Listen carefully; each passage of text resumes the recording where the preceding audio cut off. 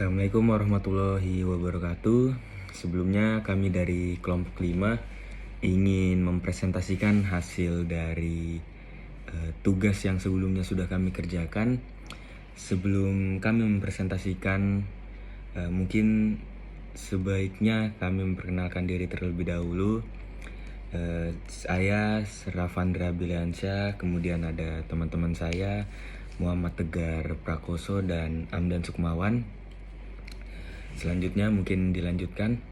Baik, jadi pengertian dari uji korelasi Pearson adalah analisis yang digunakan untuk menilai sejauh mana hubungan linear antara dua variabel yang mempunyai data berdistribusi normal. Dalam menggunakan uji korelasi Pearson ini, penguji dapat melihat seberapa kuat korelasi antara kedua variabel dan arah hubungan dari korelasi. Untuk melihat seberapa kuat korelasinya adalah nilai koefisiensi korelasi atau R yang terentang pada -1 sampai +1. Seperti gambar berikut ini, nilai koefisiensi korelasi 0,0 hingga 0,1 dengan kekuatan korelasinya tidak ada korelasi. 0,1 hingga 0,3 korelasi rendah, 0,3 hingga 0,5 korelasi sedang, 0,5 hingga 0,7 korelasi tinggi, 0,7 hingga 1 adalah korelasi sempurna. Untuk melihat arah hubungan dari korelasi, penguji akan dapat melihat dua kemungkinan korelasi. Korelasi pertama yaitu korelasi positif dan kedua korelasi negatif. Seperti gambar yang ada di bawah ini, X dan Y. Korelasi positif contohnya adalah berat badan dengan ukuran sepatu, di mana jika semakin berat badan seseorang, maka ukuran sepatu yang dikenakan pasti semakin besar. Korelasi negatif contohnya adalah harga produk dengan volume penjualan, di mana jika semua mahal harga sebuah produk, maka volume penjualan produk dari sebuah perusahaan biasanya akan menurun. Selanjutnya ada jenis data yang digunakan pada uji Pearson ini. Untuk menggunakan uji korelasi Pearson, data yang digunakan harus data interval atau rasio. Contoh dari data interval yaitu pengukuran waktu dan pengukuran suhu. Dan contoh dari data rasio yaitu pengukuran tinggi, pengukuran berat, dan pengukuran jarak. Oke, untuk judul penelitian menggunakan uji korelasi Pearson. Adapun contoh judul penelitian yang menggunakan uji korelasi Pearson adalah hubungan pengalaman praktik kerja industri dengan minat siswa dalam berwirausaha di SMK Muhammadiyah Prambanan. Alasan kami mengambil judul penelitian dengan uji korelasi Pearson tersebut ialah karena dalam penelitian ini terdapat dua variabel yang diuji hubungannya. Yang pertama pengalaman PKL dan kedua minat siswa dalam berwirausaha. Kemudian yang dimana dalam mengukur variabel untuk diukurnya itu dalam bentuk data kuantitatif seperti berikut. Yang pertama pengalaman PKL. Ada pemahaman dan kegiatan siswa selama praktek. Untuk menilainya sendiri, peneliti meminta untuk responden untuk menyatakan sangat setuju, 2 setuju, 3 kurang setuju, 4 tidak setuju, dan dari soal yang diberikan.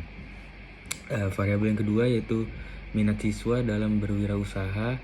Ada keinginan, perasaan senang, lingkungan, dan pengalaman. Yang untuk mengukurnya, penelitian ini memerlukan pernyataan siswa berupa skor seperti 1 ya dan 2 tidak. Juga dalam penelitian ini telah menjelaskan bahwa metode analisis yang digunakan dalam penelitian ini yaitu adalah bentuk analisis korelasi produk moment yang menghasilkan uji hubungan variabel 0,40 sampai 0,599 yang didapatkan hasil kemudian diinterpretasikan bahwa adanya hubungan antara dua variabel dengan signifikan sedang. Kemudian Dilanjut dengan judul penelitian yang tidak menggunakan uji korelasi Pearson. Adapun yang kami dapat dari penelitian yaitu dengan judul pembentukan karakter religius siswa melalui pembiasaan aktivitas keagamaan. Jadi mengapa alasan kami mengambil penelitian tersebut? Karena dalam penelitian ini tidak adanya pengujian antara dua variabel dan data-data yang digunakan juga tidak berbentuk angka-angka, melainkan data deskriptif dari hasil observasi dan juga wawancara. Yang dimana dalam penelitian ini merupakan eksplorasi dari variabel penelitian, yaitu ingin mengetahui secara deskriptif aktivitas keagamaan apa saja sih yang dilakukan oleh sekolah atau madrasah Ibtidaiyah Negeri 2 Bandar Kidul untuk membentuk karakter religius siswanya. Jadi seperti itu. Terima kasih. Baik, selanjutnya ada contoh soal. Di sini ingin diketahui seberapa kuat hubungan antara besarnya pendapatan seseorang dengan pengeluaran konsumsi per bulan. Dengan data yang diperoleh hasil wawancara sebagai berikut. Pendapatan 800, 900, 700, 600, 700, 800. Konsumsi 300, 300, 200, 100, 200, 200. Setelah dihitung dengan tabel bantu, yaitu nilai N-nya ada 6, sigma X.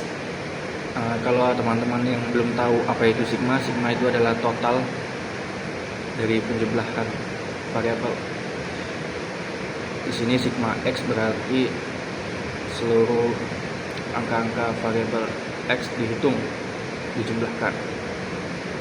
Di sini menghasilkan 4.500 sigma X, sigma Y-nya 1.300, sigma X kuadrat 3.430.000, sigma X, sigma Y kuadrat 310.000, sigma XY 1.010.000.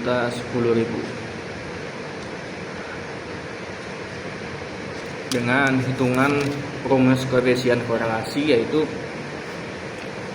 R sama dengan N sigma XY dikurang sigma X sigma Y dibagi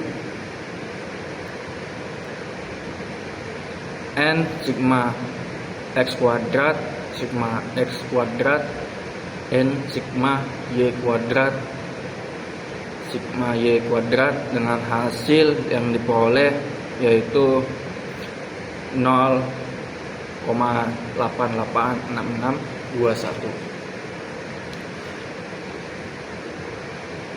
Jawabannya jadi diperoleh nilai koefisien korelasi sebesar 0,886621 karena nilai positif dan mendekati 1 berarti hubungan konsumsi dan pendapatan kuat dan searah. Artinya peningkatan pendapatan seseorang akan diikuti dengan peningkatan pengeluaran. Baik, mungkin hanya itu presentasi yang dapat kami sampaikan. Kurang lebihnya mohon dimaafkan. Terima kasih sudah menonton. Wassalamualaikum warahmatullahi wabarakatuh.